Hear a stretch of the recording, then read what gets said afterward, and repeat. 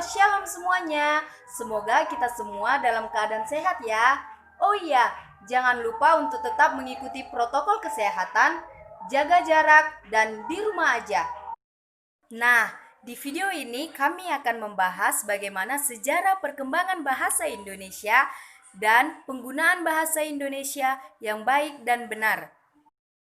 Sebelumnya, kami akan memperkenalkan diri kami masing-masing. Perkenalkan, nama saya Putri Andriani Batubara, NPM 18110052. Kami dari Universitas HKBP Nomensen Medan, Prodi Pendidikan Bahasa dan Sastra Indonesia, Stambuk 2018. Halo, perkenalkan, nama saya Lesnaria Boru Girsang, MPM 181100086. Halo, nama saya Dina Francisca Purba, NPM 18110048. Hai, perkenalkan nama saya Agnes F. Parusip, NPM 18110049. Sejarah Bahasa Indonesia.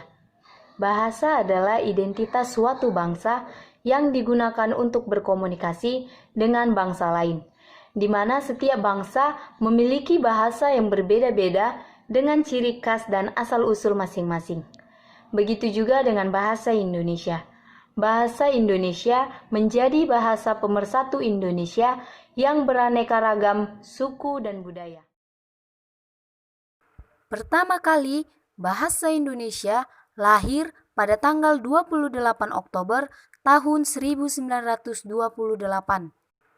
Pada tanggal tersebutlah, para pemuda dari seluruh pelosok Nusantara berkumpul dan berikrar Sumpah Pemuda.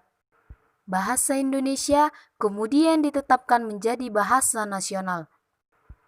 Selanjutnya, pada tanggal 18 Agustus tahun 1945, bahasa Indonesia menjadi bahasa negara yang terkandung di dalam Undang-Undang Dasar tahun 1945, Bab 15, Pasal yang ke-36. Bahasa Melayu sebagai dasar bahasa Indonesia.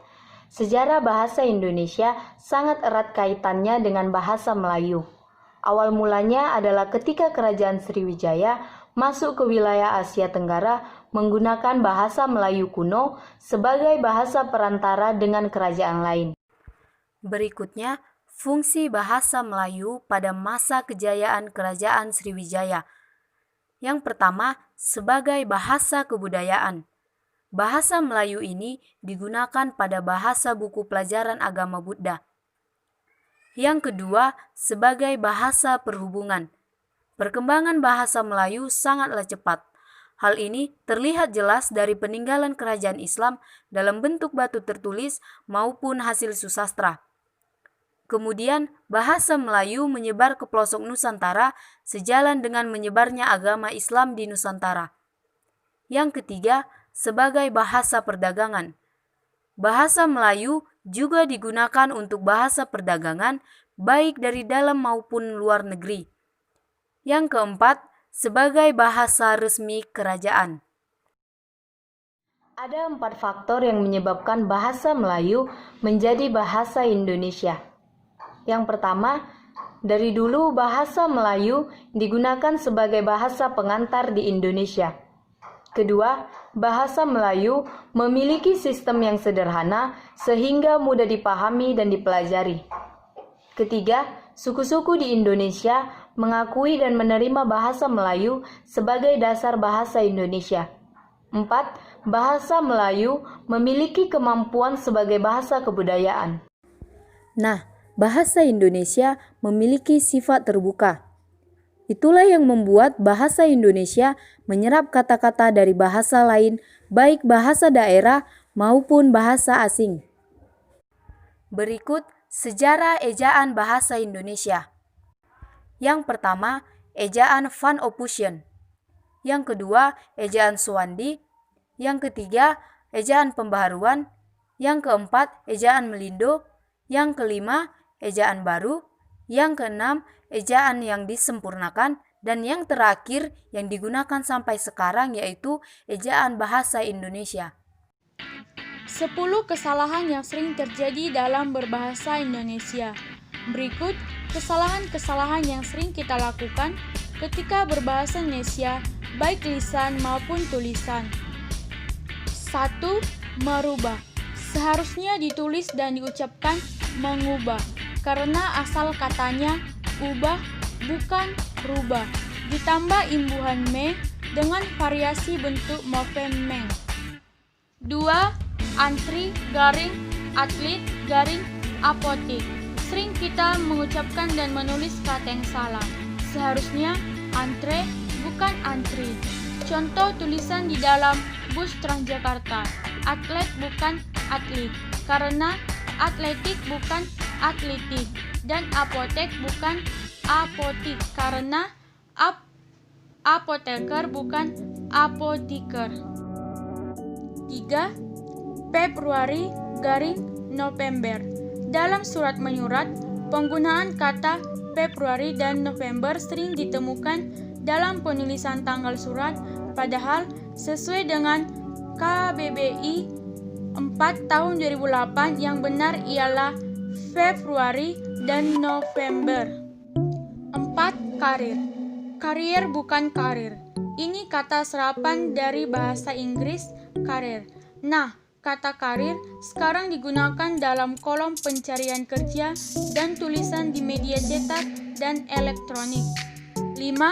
Pemukiman.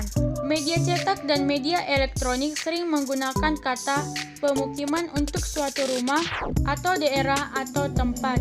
Padahal pemukiman asal katanya mukim, berarti penduduk tetap, tempat tinggal, kawasan, buka kurung, KBBI 4 tahun 2008 tutup kurung.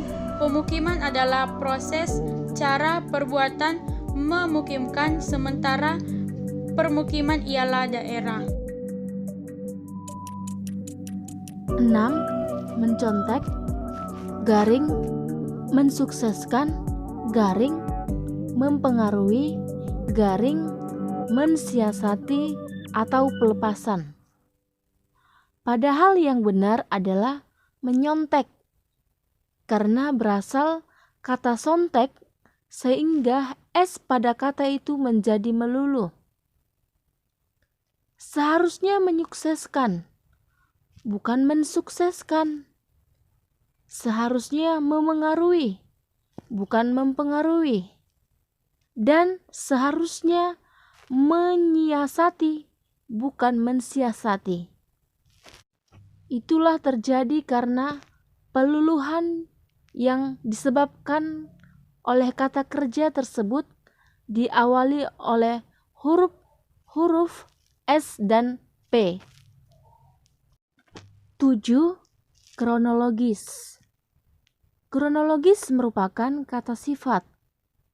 Tetapi kalau ingin bercerita sesuatu tentang suatu rangkaian kejadian, cukup dengan kata kronologi. Seperti dalam biologi menjadi biologi, strategi menjadi strategi, dan mengalami perubahan pelafalan juga. 8. Adalah merupakan garing agar supaya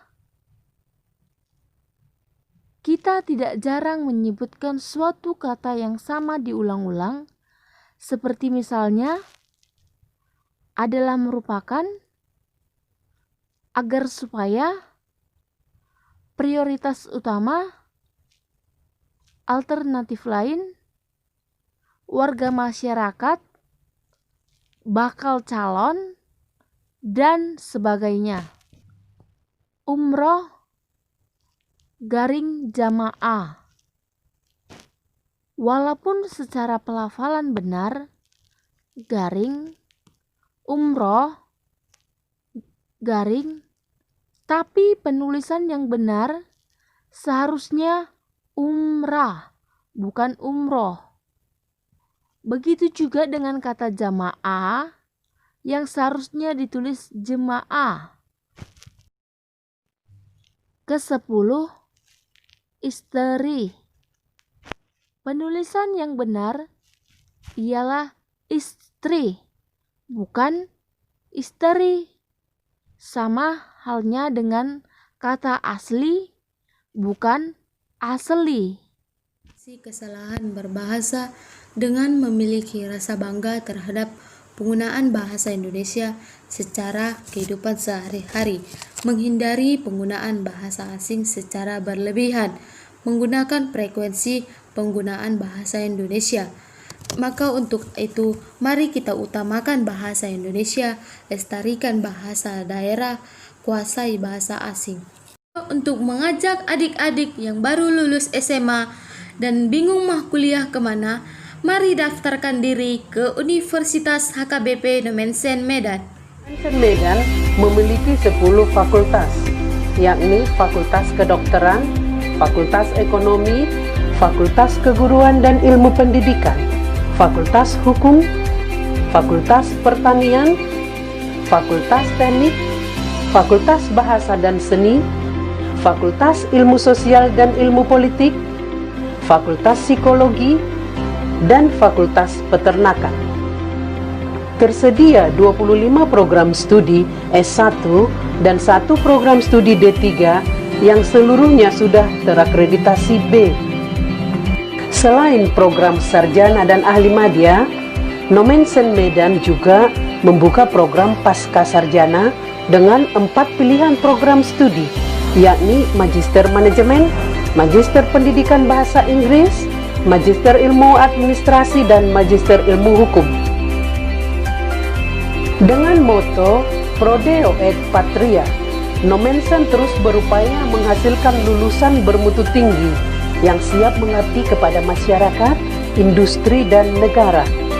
Upaya ini didukung dengan sarana dan prasarana yang mumpuni, serta tenaga pengajar lulusan dalam dan luar negeri yang memiliki kompetensi di bidangnya.